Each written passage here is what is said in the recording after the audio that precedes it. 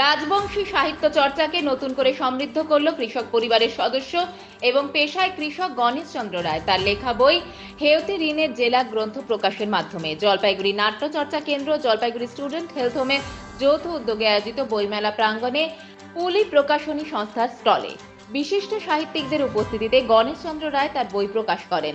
বই প্রকাশ অনুষ্ঠানে এসে কোচবিহার পঞ্চানন বর্মা বিশ্ববিদ্যালয় উপাচার্য রাজবংশী সাহিত্যিক নিখিলেশ রায় বলেন, আমাদের ভাষা ও সংস্কৃতি নিয়ে গণেশ যেভাবে লেখালেখি করছে তা সত্যি বাহবা দেওয়ার যোগ্য। ওর লেখা এর আগেও দেশ পত্রিকায় ছাপা হয়েছে আর এখন এক বই ওর অবদান আমাদের ভাষা ও সংস্কৃতিকে সবার সামনে তুলে ধরবে। ওদিকে পড়াশোনা সেভাবে না করা গণেশ চন্দ্র রায় জানান, আমার পড়াশোনার ইচ্ছে ছিল কিন্তু ওদিকে চিরাচরিত পড়াশোনা সেভাবে করতে না পারা গণেশ রায় জানান, আমার পড়াশোনার ইচ্ছে ছিল কিন্তু কোনো কারণবশত সেটা হয়নি। আমি পড়তে ভালোবাসি এবং লিখতেও। আমার জীবন দর্শন নিয়ে আমি লিখি। এই বইটি সকলের ভালো লাগবে আশা রাখছি। আগামী দিনে আরো ভালো লেখার চেষ্টা করব। আর কি নিয়ে বইটা লেখা সেটা জানতে বইটি পড়ার আর্জি জানান তিনি। বই প্রকাশ অনুষ্ঠানে অন্যান্য বিশিষ্টজনেরা উপস্থিত ছিলেন। তারা হলেন লোক সংস্কৃতি গবেষক দিলীপ বর্মা, অধ্যাপক রূপল সরকার, সাহিত্যিক মৃগাঙ্ক ভট্টাচার্য, পুলি প্রকাশনী সংস্থার কর্ণধার তথা অধ্যাপক বিশ্বজিৎ রায় সহ আরো অনেকে।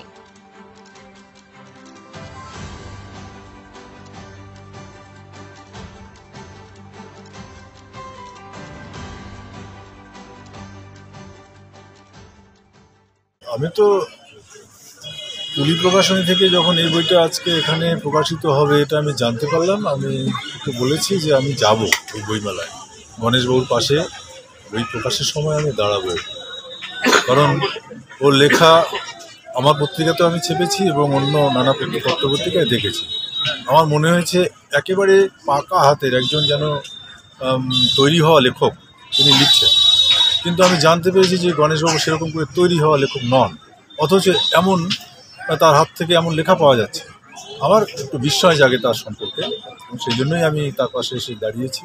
আমি আশা করব যে গণেশবাবু তার তৃতীয় চতুর্থ এরকম করে বই বার করতে থাকবে।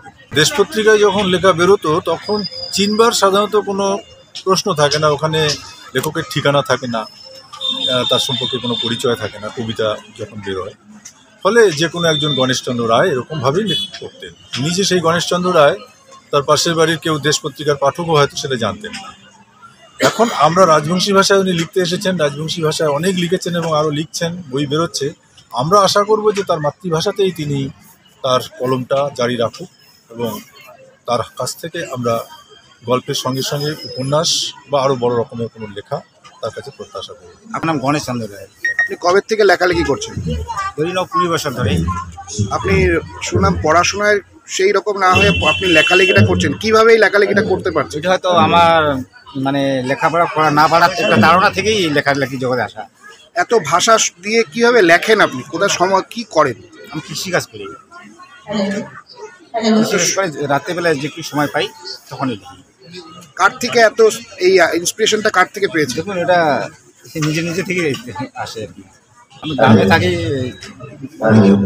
অত্যন্ত গ্রাম আর কি, সেখানে তেমন আমাদের সাহিত্যিক কবি তেমন ইচ্ছে নাই আর কি। হ্যাঁ, এমনি তো উত্তরবঙ্গের দুই একটা লেখা বের হয়, এগুলো পড়ি।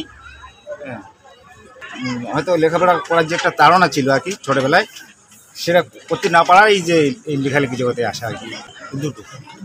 প্রথম বইটি কোথা থেকে বেরিয়েছে? ওটা আমাদের লোকালিটি ভাবে বেরিয়ে হয়েছে। আর এই বইটা? এই পুলি বাবুলির সাথে। কেমন লাগছে? না, ভালো লাগছে। একটা বই বা এরকম আমার তো ভালো লাগে। একটা বই মানে একটা মানে সন্তান প্রসব করার মতোই আর কি।